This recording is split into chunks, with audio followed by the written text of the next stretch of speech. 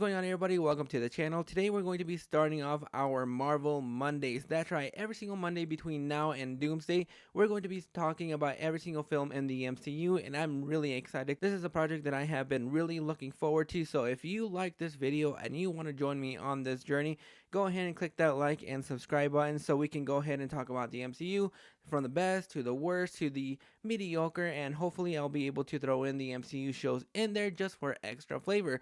The movie we're going to be starting off with today is the one that started it all, the 2008 Iron Man movie. Not only did this movie launch a superhero, it launched an entire cinematic universe that, if you had told people 10 years prior to this movie being released, is something that we were going to be looking forward to, I think a lot of people would have laughed in your face and said that was preposterous, especially starting off with Iron Man, somebody that really wasn't A-list until this movie came out. Before 2008, Iron Man wasn't exactly a household name. Marvel had already sold off their biggest characters, and instead of waiting around, Marvel Studios just took a huge gamble and decided to fund the movies themselves. Then became the biggest wild card, and that is the casting of Robert Downey Jr., somebody that we look to as an A-lister nowadays, even though the only movies that he's actually been a part of is the MCU. He's tried to get away from the MCU, but whenever a project outside of the MCU doesn't really go according to plan, he goes back to the MCU because that is really where he makes his bread and butter.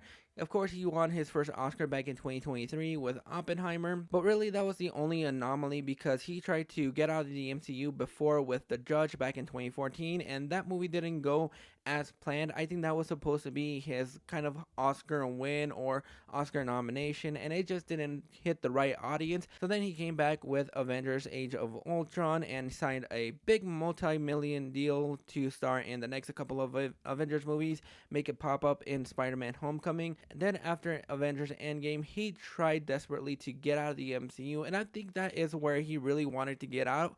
But then came Doolittle, a movie that hit right before the pandemic hit and really wasn't well received, not only just with critics but with fans also, and the box office just failed. So now we have him coming back with Avengers Doomsday. But prior to 2008, he self-sabotaged his career a couple of times. They have been giving him multiple chances to redeem himself, and he always had those chances being stripped away due to his own recklessness. And this movie really is the one that saved Robert Downey Jr. because I don't think Robert Downey Jr. would be as big as he is today had it not been for Jon Favreau, who was championing Robert Downey Jr. as Iron Man. He really desperately wanted Robert Downey Jr. to be Iron Man, that it was a huge gamble. Not only was the movie a huge gamble, but Robert Downey Jr. being casted as Iron Man was also the biggest gamble they had, because I don't think he was able to be insured at that time. But Jon Favreau said, no, this is our guy, this is our Tony Stark, I am going to be fighting tooth and nail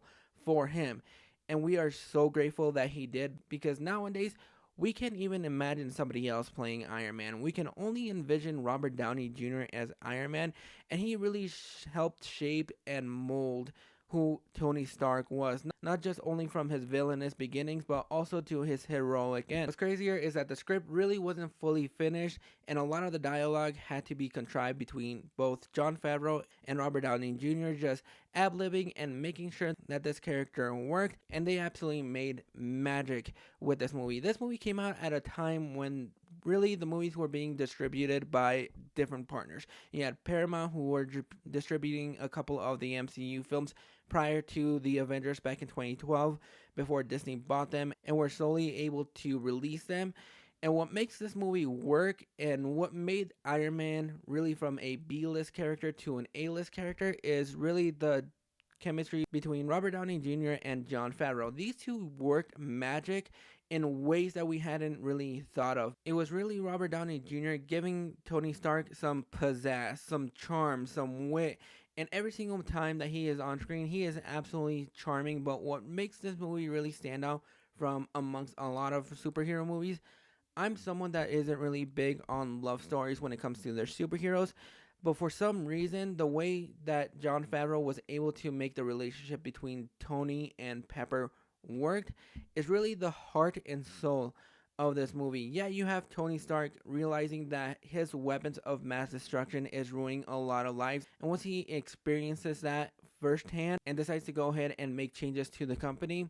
That is where he sees the villain that he is, because he had never really experienced it firsthand. He's always been in the background making sure everything is working. When he experiences the harm that he has caused firsthand when he gets into that cave and he has his first confrontation with Yinsen, who helps him build the Iron Man suit, that is where he has that change of heart, and you see him grow from being somebody distributing weapons to being able to help people who aren't able to help. And I know he didn't get a lot of time in the MCU because of the some falling out between Iron Man and Iron Man 2, but I really enjoy Terrence Howard as Rhodey in this movie. I think the chemistry between him and Robert Downey Jr. is great. A lot of the action sequences are also fantastic. The way Jon Favreau was able to direct a lot of these action sequences, even though we do have that great sequence between Obadiah and Tony at the end, really the sequence that gets my blood pumping is the sequence between Tony and the Jetfires trying to take him down.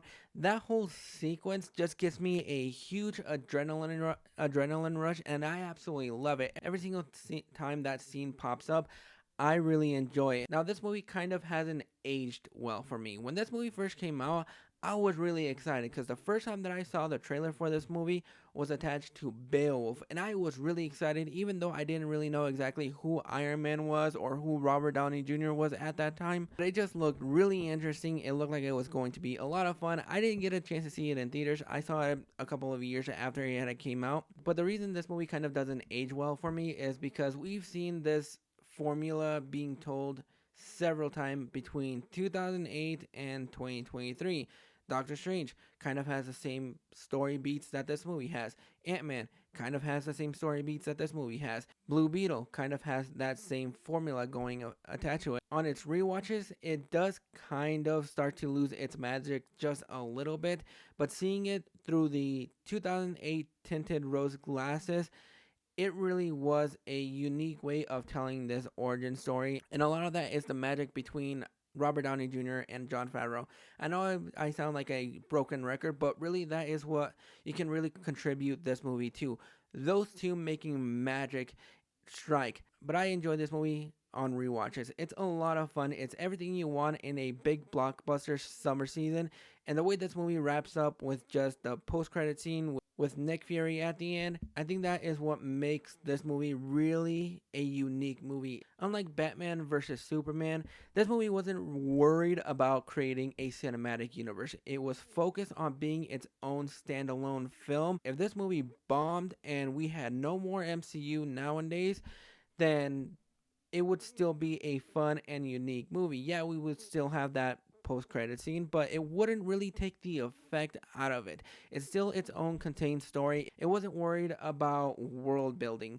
Sure, you get a little bit of a tease at the end with Coulson and Shield being mentioned, but it really wasn't its primary focus. It was just there to tell its own story, know exactly what it wanted to do, and it just went forward. The action sequences are great.